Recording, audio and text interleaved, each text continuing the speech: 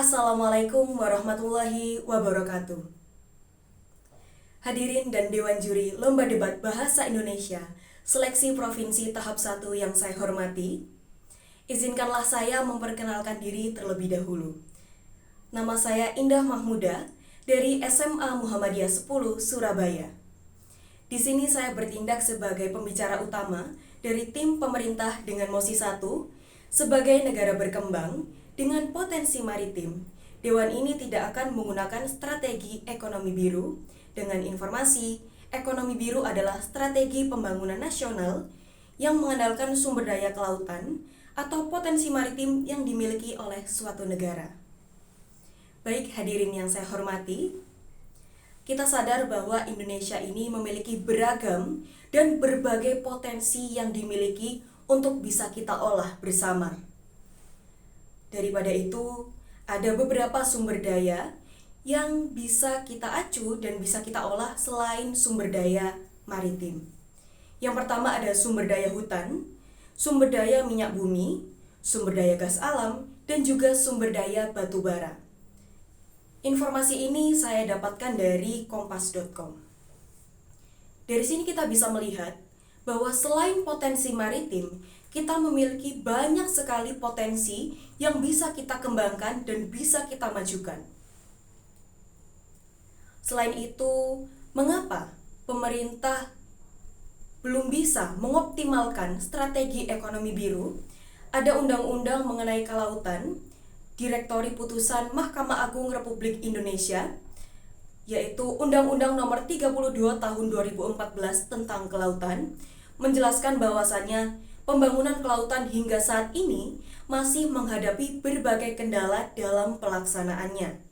Hal tersebut terjadi karena tidak adanya undang-undang yang komprehensif mengatur berbagai kepentingan sektor di wilayah laut. Kendala tersebut bisa dilihat atau ditemukan baik pada lingkup perencanaan, pemanfaatan, serta pengawasan dan pengendalian. Dari Undang-Undang Nomor 32 Tahun 2014 ini, kita bisa melihat bahwa Indonesia masih belum mempunyai undang-undang secara komprehensif yang mengatur kebijakan pengolahan laut secara optimal. Dan daripada itu, membuat Indonesia saat mengolah laut bisa tidak acuh, bisa tidak aturan dalam perencanaan, pengawasan, pengendalian, dan serta lainnya.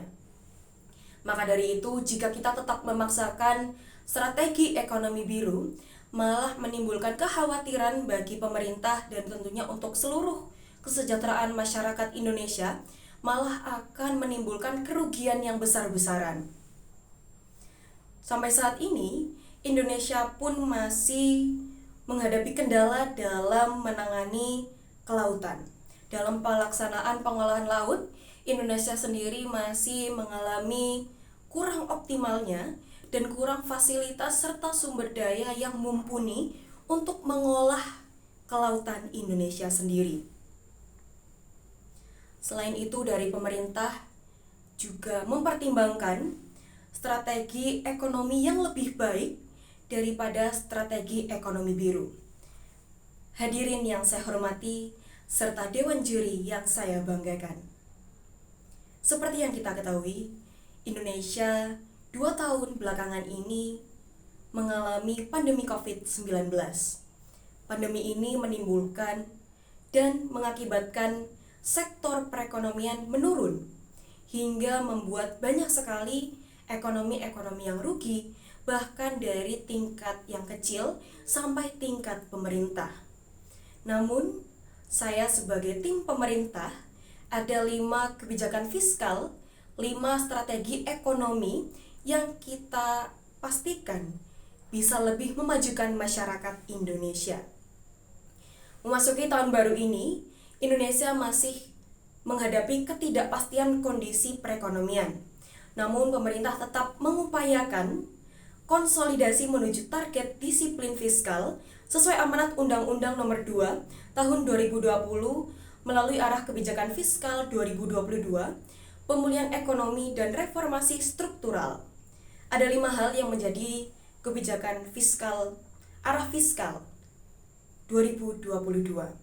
Yang pertama, akselerasi penanganan COVID-19 dengan penguatan sektor kesehatan sebagai kunci recovery dengan kesuksesan program vaksinasi, protokol kesehatan, peningkatan fasilitas kesehatan, dan obat-obatan. Dari sini yang pertama, pemerintah menangani dari segi kesehatan masyarakat terlebih dahulu. Maka dari itu, pemerintah mulai mengupayakan pensuksesan program vaksinasi mulai dari dosis 1, 2, 3 hingga booster, protokol kesehatan memakai masker, menjaga jarak, dan peraturan-peraturan protokol kesehatan lainnya, peningkatan fasilitas kesehatan seperti menyediakan hand sanitizer di tempat umum, menyediakan berbagai tempat cuci tangan di tempat sekitar kita, dan juga obat-obatan yang lebih mudah dijangkau oleh masyarakat Indonesia. Yang kedua, menjaga resiliensi survival dan akselerasi pemulihan melalui program pelindungan sosial, dukungan dunia usaha, dan UMKM.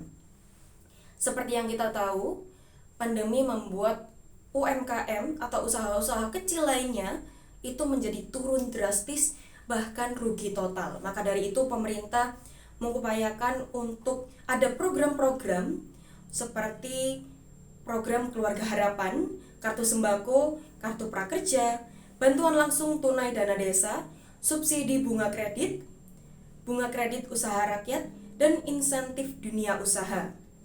Dengan begitu diharapkan masyarakat Indonesia bisa memulihkan kembali ekonominya.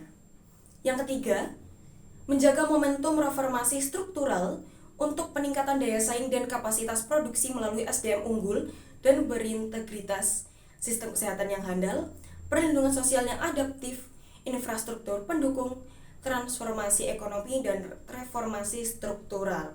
Keempat, ada reformasi fiskal yang komprehensif melalui reformasi perpajakan. Dan juga yang kelima, menjaga pelaksanaan APBN 2022 berjalan optimal sebagai pondasi konsolidasi fiskal di tahun 2023. Dengan optimalisasi reformasi struktural, keberhasilan reformasi fiskal, dan menjaga komitmen bersama seluruh kementerian atau lembaga.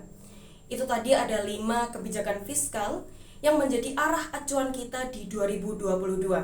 Maka dari itu saya sebagai tim pembicara utama dari tim pemerintah sangat mendukung pemerintah jika tidak menggunakan potensi maritim, meskipun kita sebagai negara berkembang memiliki potensi yang tinggi dalam potensi maritim dan bisa menggunakan strategi ekonomi biru, namun melihat berbagai sumber daya alam, melihat berbagai kebijakan, melihat berbagai undang-undang yang masih belum dicetuskan dan kita arahkan bersama, ini membuat kekhawatiran kita sendiri bisa membuat Indonesia malah lebih acuh dan berantakan jika menggunakan strategi ekonomi biru.